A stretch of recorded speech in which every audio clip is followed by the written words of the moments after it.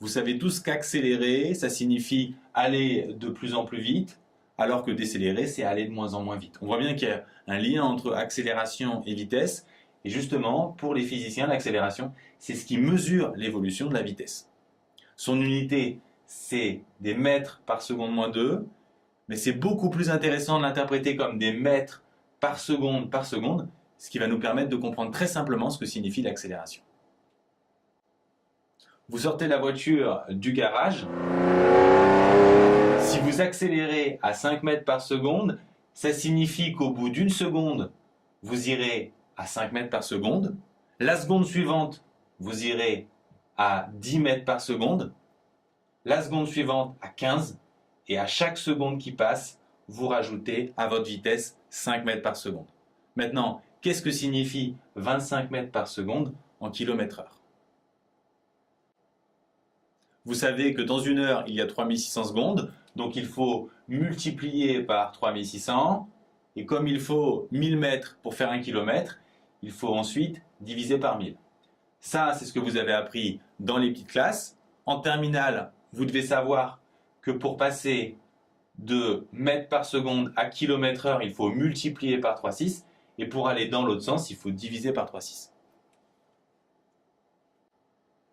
Si vous hésitez entre multiplier et diviser, prenez un exemple. Les sprinteurs courent le 100 mètres en 10 secondes. Donc ils courent à 10 mètres par seconde.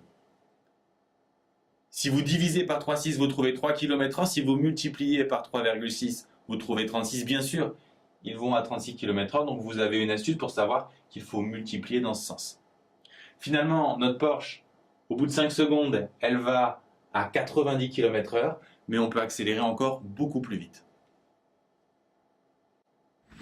Vous êtes maintenant dans un hélicoptère, vous sautez, vous allez tomber en chute libre, votre accélération sera égale à g, 10 mètres par seconde. Au bout d'une seconde, vous irez à 10 mètres par seconde, au bout de 2 à 20 mètres par seconde. Au bout de 5 secondes, vous irez à 50 mètres par seconde, on fait x 3,6. Donc en 5 secondes seulement, vous irez déjà à 180 km/h. Maintenant, comment faire pour mesurer une accélération en un point? Par exemple, A ici, on va prendre 2 points autour de A et on veut mesurer l'évolution de leur vitesse.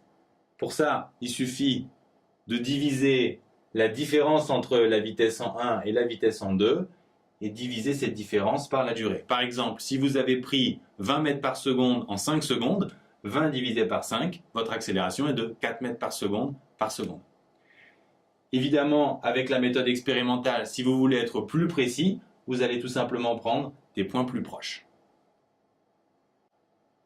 Cette formule peut aussi s'écrire ΔV sur ΔT. On a déjà vu que si on veut une formule exacte, on va transformer les deltas en D, ce qui signifie qu'on va rapprocher infiniment les points de A. On a également vu que dV sur dt, ça signifie la dérivée de V en fonction du temps.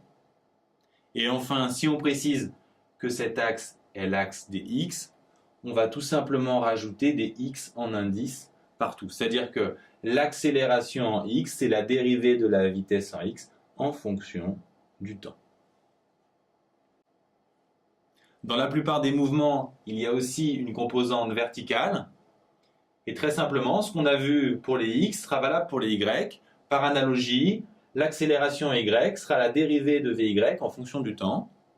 On peut résumer ces deux formules par l'accélération, c'est la dérivée de la vitesse. Dans la pratique, je vous rassure, on ne dérivera pas des vecteurs, on travaillera coordonnées par coordonnées. Par contre, vous n'aurez pas les vitesses. Ça aurait été simple à ce moment-là d'avoir l'accélération, il aurait suffi de dériver.